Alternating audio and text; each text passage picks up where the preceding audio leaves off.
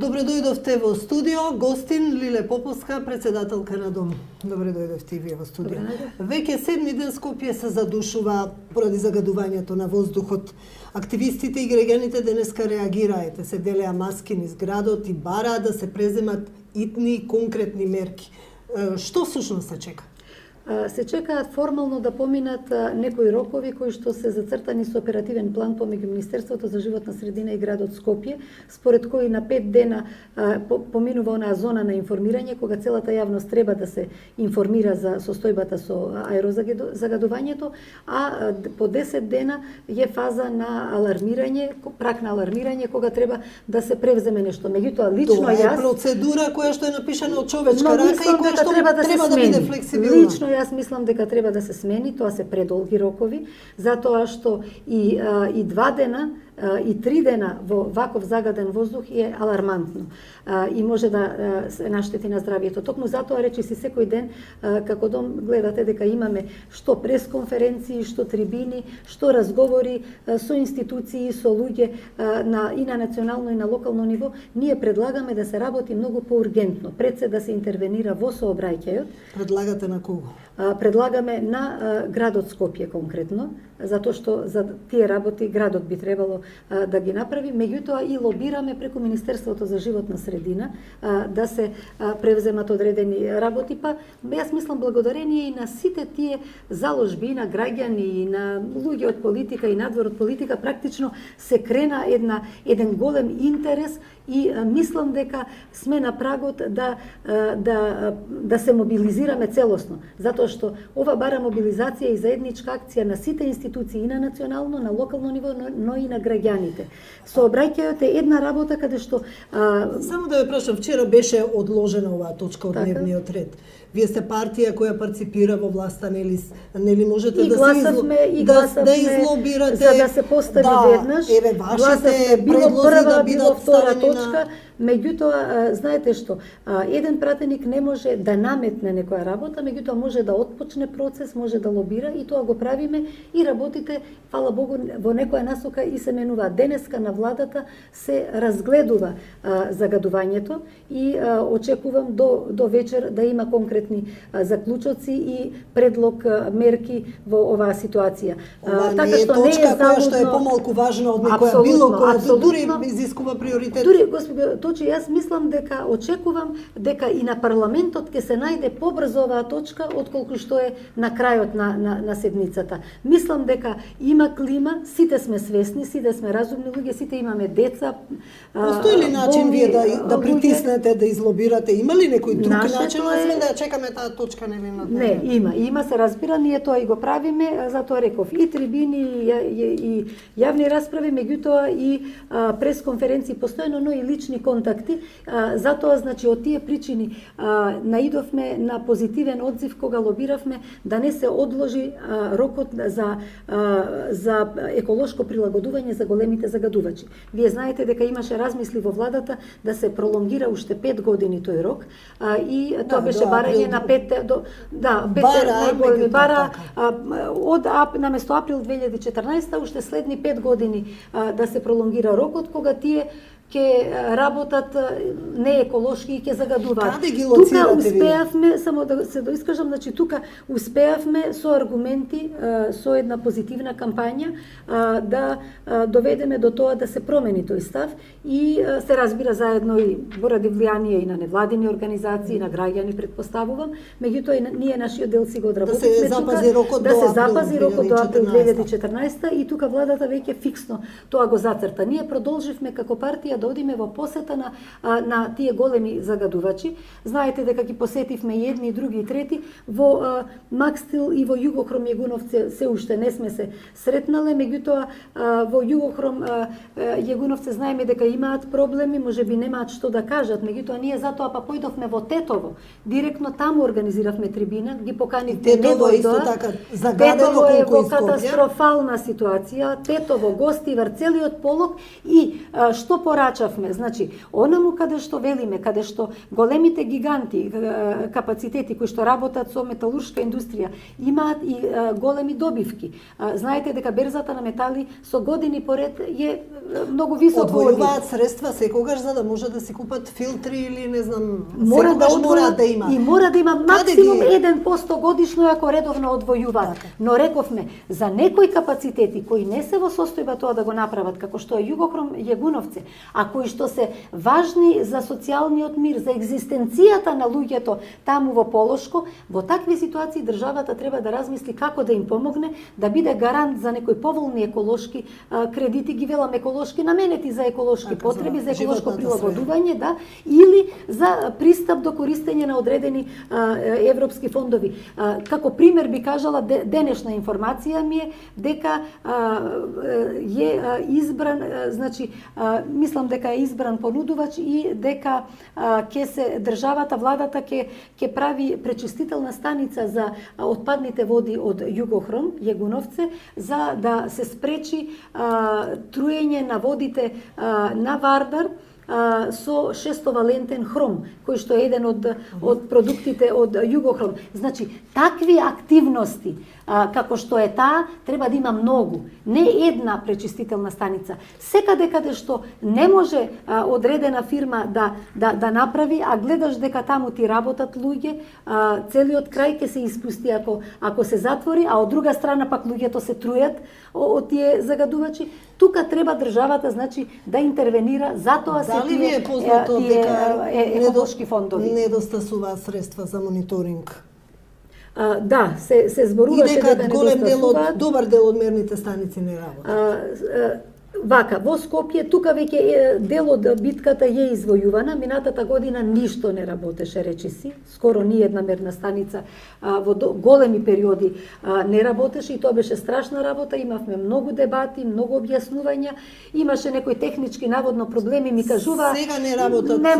Требало тендерски постапки, добар дел од мерните станици и низ државата е. Но низ Скопје денеска, значи овие денови колку што не работат, меѓутоа официјалните од Министерството од 5-4 работат. Работат и благодарение на тоа граѓаните можат да видат и да видиме што ни се случува за да одиме во здружена акција. Што е со средствата што не достигаат и доволен ли е тој минимални средства, вака. За мерни станици кои што се одвојуваат за животна средина, не е доволно тој има повремени одредени еколошки пакети кои што одат дел преку Министерството, дел одат преку Министерство за транспорт и врски, дел одат преку локална самоуправа, значи има зголемени, многукратно се зголемени средствата што се однесуваат на еколошки проблеми, а кои што одат преку различни институции. Да не заборавиме дека екологија се и пречистителни станици и разни водоснабдителни станици и поправка на санитарни јазли во училишта, во градинки, во јавни институции и така натаму.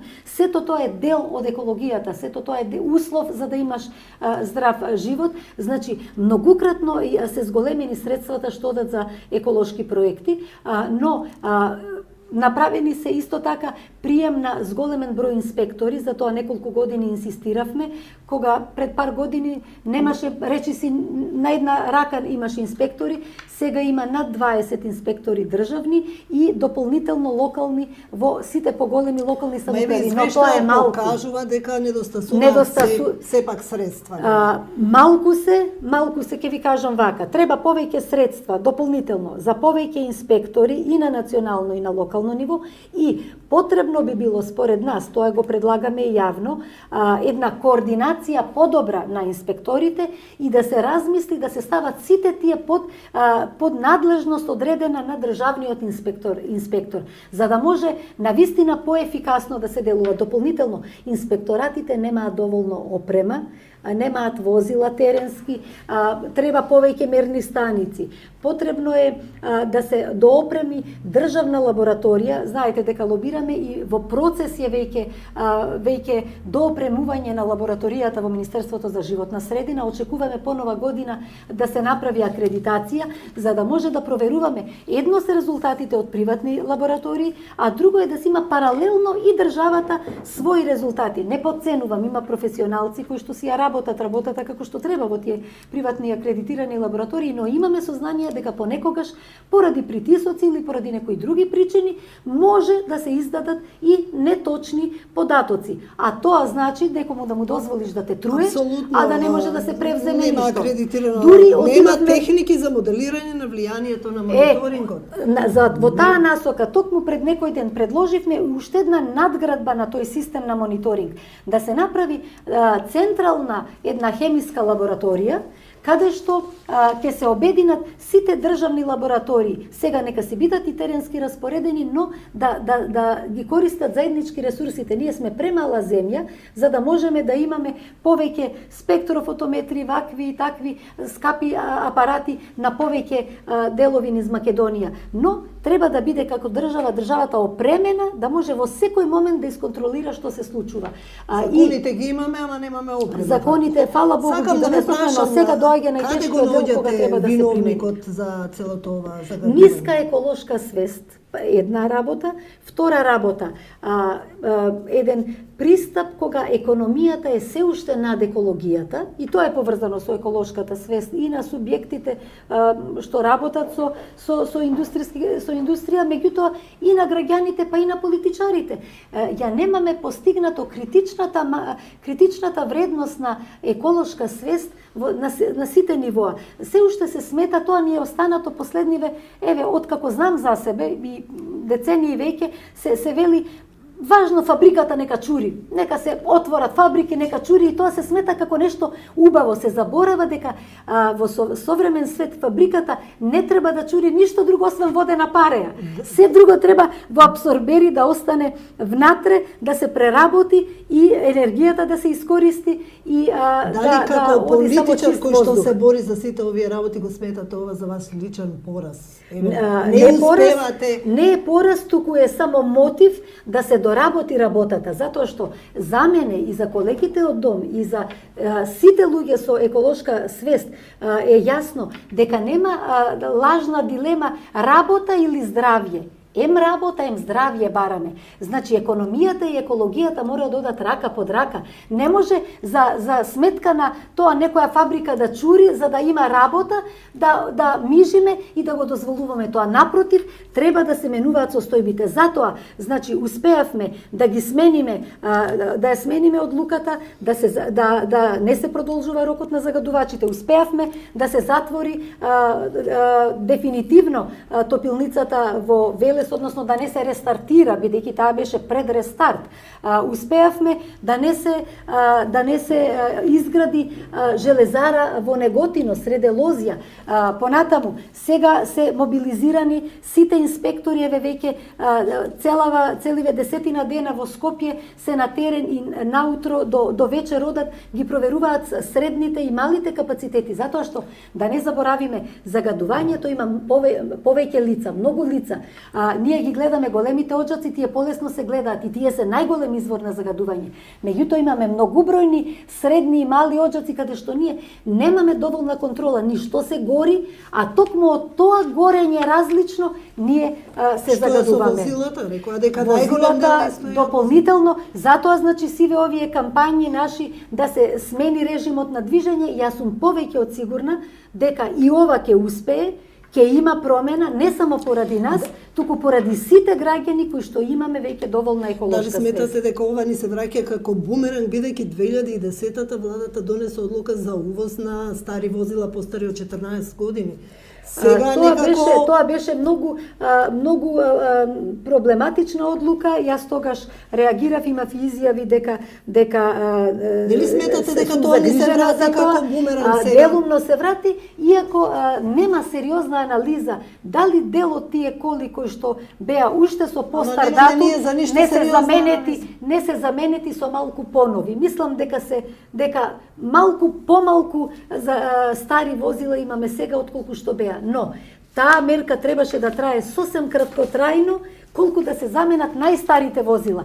но се продолжи подолго време и таква работа веројатно во иднина не смееме веќе да си дозволиме, дефинитивно. Мене една работа, да речем, сакам да кажам која што охрабрува. Охрабрува борбата граѓанска на терен. Видете ги граѓаните од аеродром, Газибаба, Бутел, се изорганизирани во мрежи, кажуваат што ги мачи, одат со сите средства се борат се јакне свеста и мислам дека со сите овие наши притисоци заеднички и ваши како медиуми и наши како политичари на граѓани, мислам дека многу скоро, јас мислам дека за една недела може да се реши главниот проблем во аеродром, само нека се помине по Првомајска, нека се види во таа индустријска зона, нека се поминат сите објекти, што горат, како ги водат процесите, што им чури од облаците. Да, меѓутоа еве сега тие два апарата од Министерството за здравство, новите треба да се стават во функција. За една недела до 10 дена јас мислам дека може да се обиколат сите тие објекти и да се види точно што се случува. Оние кои што гадат клуч на врата, затоа што здравието нема цена. И онаму каде што ќе видиш дека некој злоупотребува, дека некој штеди на моето, вашето, на здравието на нашите деца, клуч на врата, нека си инвестираат, нека си доинвестираат, па потоа да работат. Не е среќа фабрика што чури. Фабриките не треба да чурат ништо друго, освен водена пареа, да сме начисто. Не црни облаци да гледаме. И треба сите да се прилагодиме и како граѓани. Мислам дека е многу значајно што сега не можеме да кажеме дека немаме солиден јавен превоз. Тука градот Скопје мораме да признаеме. И многу едноставно може да се воведе пар, тоа го имаме пред повеќе години. Ние се нафаќаме таа непопуларна мерка, ја предлагаме цел месец веќе од како фатија маглите. Значи еве го предлагаме повторно тоа. Одите ли вие некогаш пешки или ќе видиме ли пример од некој од министрите во владата? Да, и пешки и со автобус овие денови, да, иако поретко ќе треба почесто тоа да го користиме затоа што во оваа трка понекогаш одиме и гледаме што поскоро некаде да стигнеме, меѓутоа гледаме макар и дома да се организираме, да не оди кола празна со еден човек. Секој нека почне макар од себе, макар уште еден да земе во колата, уште еден, уште двајца, веќе со тоа ќе имате една-две коли помалку на улиците. Значи, сите треба да се мобилизираме, ова е заедничка акција, загадувањето има многу лица, треба да се бориме, тоа е како ламја со повеќе глави. Треба со сите тие да се справиме и тука треба секој својот дел да го одработи, и институциите и граѓаните. Само уште надлежните нели да бидат малку пофлексибилни и да не го чекаат тој рок. Веќе мислам дека црвените сјалици на сите и процедурите сепак ги напишала човечка рака, па може и да ги измени. И треба да се смена, треба да се смена. Ви благодарам за интересот.